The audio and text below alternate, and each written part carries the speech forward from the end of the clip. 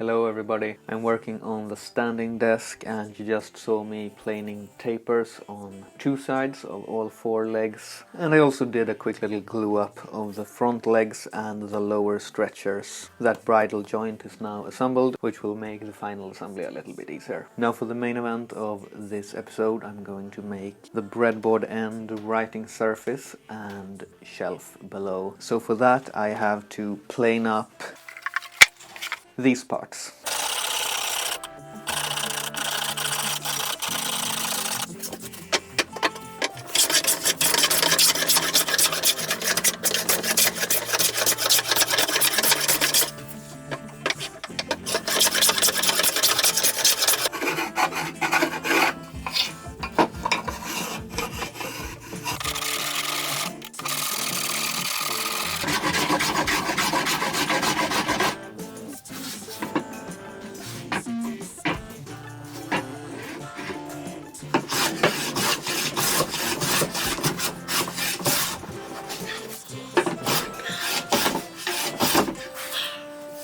So I am done with the top faces of both boards that will make up the writing surface, the tabletop. I have not done very much to the underside and I'm not going to do much more than this. I'm not going to make it a nice smooth surface because it will never be seen and it will never be touched even. Also you might notice that this one is a lot thinner than this one. That was not my plan, but it doesn't actually matter. There was so much tension in these boards, particularly one of them really warped both in this direction and in this direction, so it was like a bowl that had to be flattened. It was a really deep, really deep hollow that I had to get out, so it was a ton of material to remove. It does not really matter for the same reason as the underside doesn't matter. I will just glue them up so that the top surfaces are flush with each other. As long as the breadboard ends have the correct thickness, that's really all I need. And the top will be placed this way so that the front edge of the table has the full thickness, same as the breadboard ends, because this one is the correct thickness. Yeah, and this one will be covered on the sides by the breadboard ends, and on the back it will be up against the wall. And it's absolutely thick enough to not flex under any weight that a surface like this could possibly be subject to. So yeah, next up I need to square up these two edges that are going to be glued together, and then I'm going to glue them together.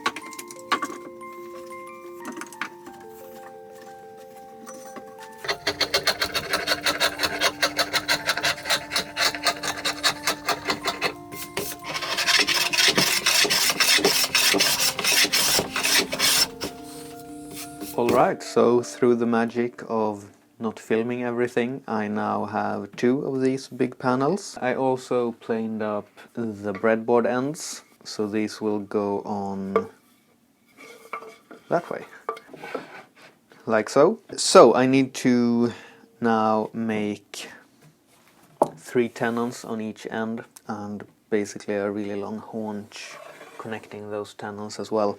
To get the distance for the shoulder lines, I'm going to use the stretcher for the back, and I have so much extra material, so much extra length that I really just have to eyeball getting it centered. And I have not touched these edges at all, only the glued edge was planed. I could come in and plane one of these edges now and use that as a reference, but I can also just use the glue line as a reference. So if I pick up my knife mark there, align the square with the glue line. There we go. And then I can just continue that line. all the way across. So I'm going to do that again here and on the shelf as well. And then I'm actually going to use the circular saw to cut that. I hope you can forgive me.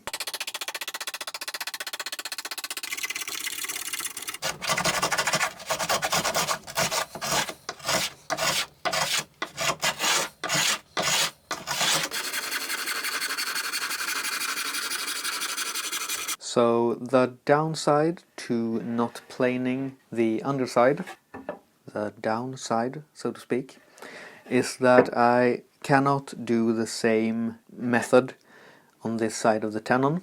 You know, the circular saw follows the surface and would make an uneven cut, and the router plane operates in the same way, following the surface, making an uneven tenon. So basically there are two choices. Either I flatten this completely, make it perfectly planar with the top surface, and then I could use the same technique, or I cut it with a handsaw the way I did not want to do at first. But yeah, thinking about it, I'm not going to plane this. So I have scribed my shoulder line, I have scribed the thickness of the tenon, and I'm now going to cut that the traditional way.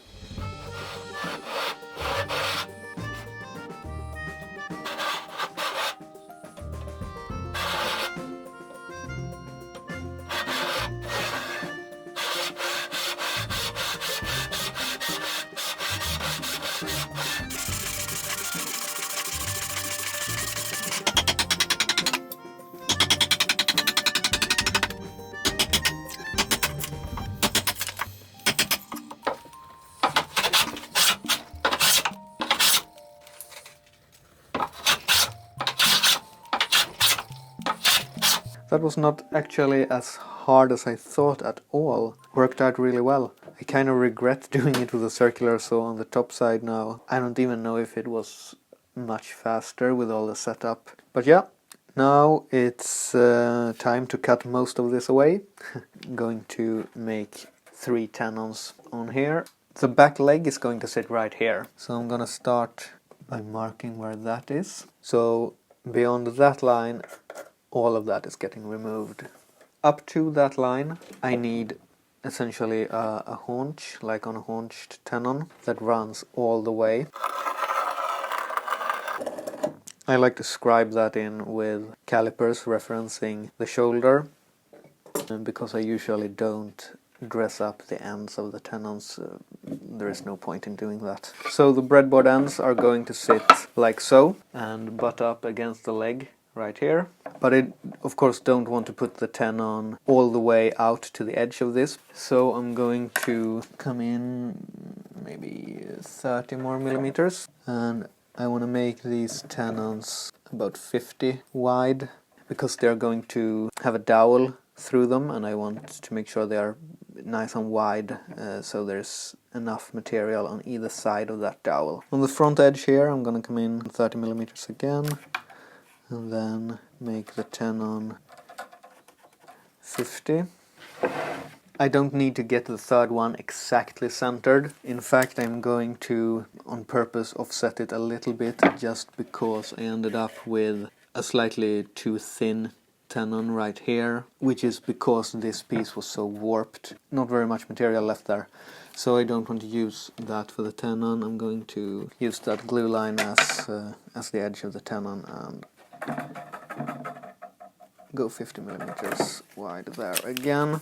To extend these lines, I'm again going to reference the shoulder so that the tenons are perpendicular to the shoulder and not perpendicular to whatever this edge might be doing.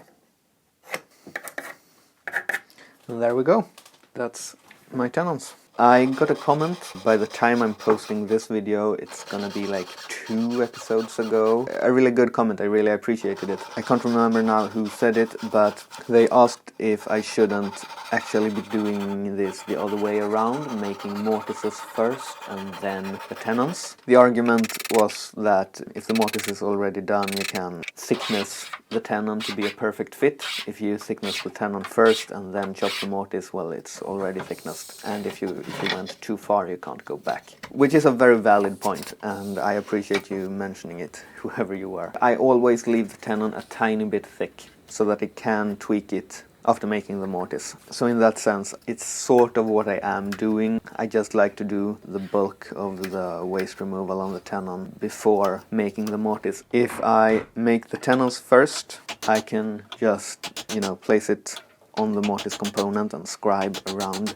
the tenons and get the exact placement. If I make the mortises first, I'm not sure how I will transfer that to the tenons. I'm sure there is a way, since it's an approach that some people clearly take, but this is the way that I'm used to doing it, and I very rarely end up with an undersized tenon. I'm sorry I haven't talked about it sooner. If you have thoughts like that, please keep them coming. I'm not a professional and I'm still learning. Any pointers you might have are really appreciated, and I'm sure there are other people in the comments who are benefiting from that as well. Thank you.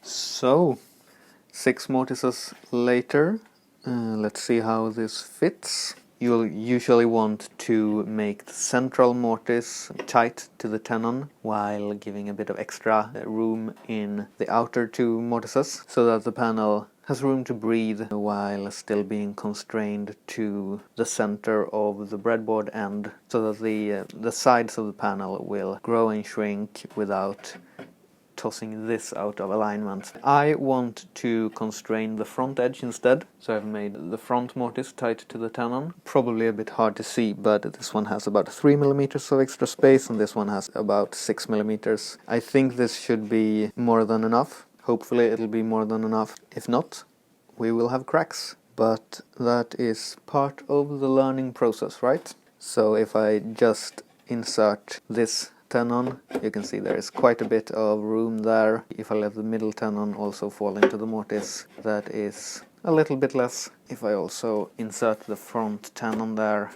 we go. Now it has no movement at all. And I know from experience that everything I make in this shop shrinks when taking it into a heated home. I don't have to worry about expansion, only contraction. That's going to vary from shop to shop, but it's kind of nice to have that figured out, so I don't need to give any extra room this way, only this way, if that makes sense.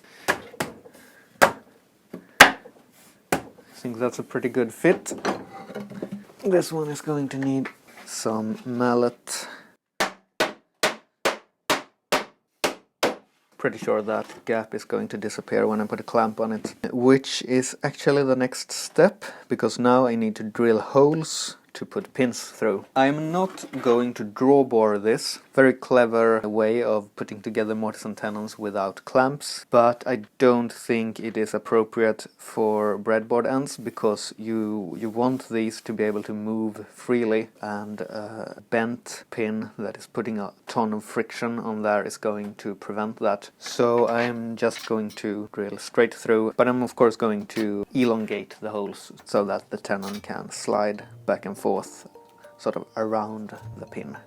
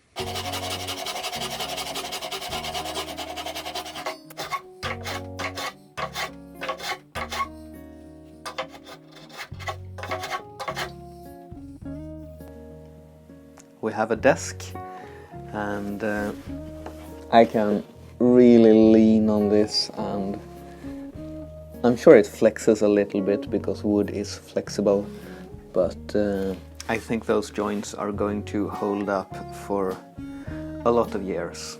One thing I forgot to mention when assembling these panels is how I oriented the grain on these end caps. I decided to put them so that the grain is pointing inwards towards the back, and I'm not sure why, but I think that looks a lot better than having it come to a point to the front of the desk instead. My theory is that we are used to things being smaller, further away, so it becomes a sort of, maybe not forced perspective, but it sort of makes sense to our brains that these lines are converging towards the back. Just a theory. So next time I'll be making the drawer that goes underneath the top here, and I'll put on finish, and then it's done. So thank you very much for sticking with me, and I'll see you soon for the final episode. Bye.